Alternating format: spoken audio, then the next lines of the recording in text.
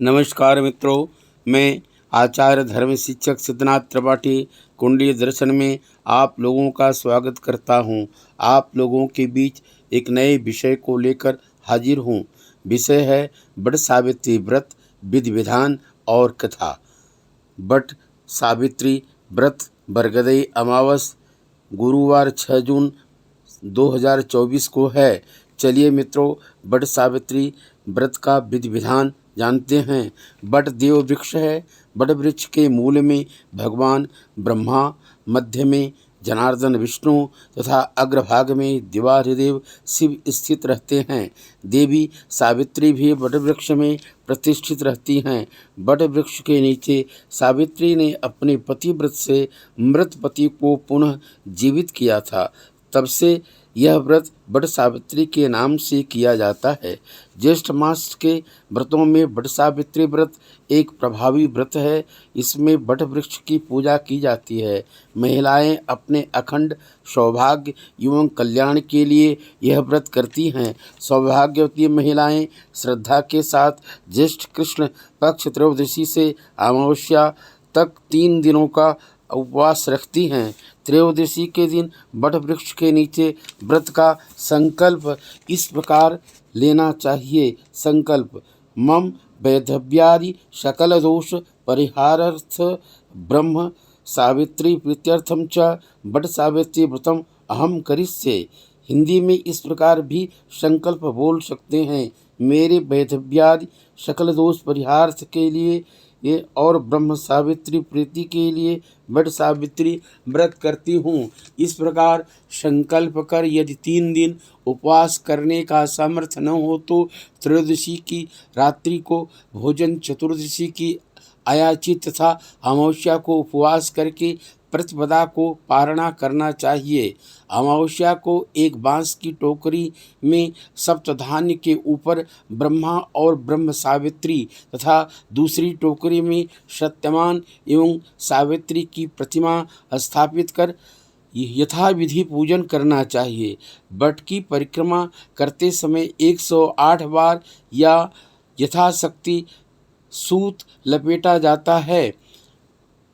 नमो वैवस्वाय इस मंत्र से बट वृक्ष की प्रदक्षिणा करनी चाहिए। फिर अभेदभ्यम च सौभाग्यम देहि त्वं मम शुभ्रते पुत्रान् पौत्राश्च सौख्यम च गृहाणार्घ्यम नमोस्तुते। सावित्री को अर्घ्य देते समय हिंदी में भी ये बोल सकते हैं: मेरे इस सुंदर व्रत से मुझे अवैधव्य और सौभाग्य दीजिए, पुत्र पौत्र और सुख दीजिए, मेरे अर्घ्य को ग्रहण कीजिए, आपको नमस्कार है।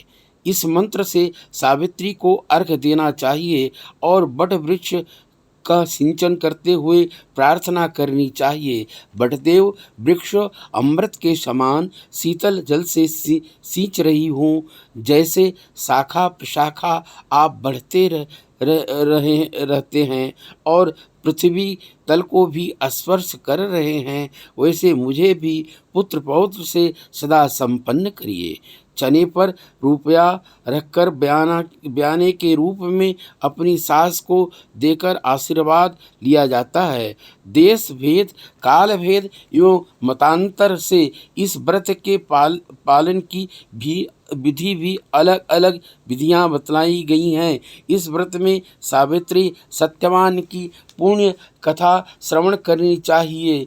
कथा इस प्रकार से है: सावित्री मद्र देश राजा अश्वपति की पुत्री थी। दुधसेन पुत्र सत्यवान से इसका विवाह हुआ था। विवाह से पहले नारद जी ने कहा था कि सत्यवान सिर्फ 1 वर्ष जीवित रहेगा, परंतु दृढ़व्रता सावित्री ने अपने मन में अंगीकार किए हुए पति का परिवर्तन नहीं किया और 1 वर्ष तक पातिव्रत धर्म में पूर्णतया तत्पर रहकर अंधे सास ससुर की और अल्पायु पति की प्रेम के साथ सेवा की। अंत में वर्ष समाप्ति के दिन सत्यवान और सावित्री समिधा लेने वन में गई। वहाँ एक विषधर सर्प ने सत्यवान को डस लिया। वह बेहोश होकर गिर गया।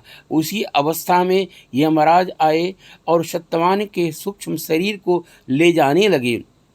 परंतु सावित्री की पति भक्ति और निष्ठा देखकर यमराज अत्यंत द्रवीभूत हो गए तथा सावित्री की प्रार्थना से प्रसन्न होकर सत्यवान को सजीव कर दिया और सावित्री को 100 पुत्र होने तथा राज्याच्युत अंधे सास ससुर को राज्य सहित दृष्टि प्राप्त होने का वर दिया। प्रत्येक सौभाग्यवती नारी बट सावित्री व्रत यह कथा सुननी चाहिए। मित्रों, इस प्रकार से आप लोगों ने बट सावित्री व्रत विधि विधान और कथा सुना। आप लोगों को अच्छा लगा हो तो वीडियो लाइक करें, कुंडली दर्शन चैनल सब्सक्राइब करें। धन्यवाद।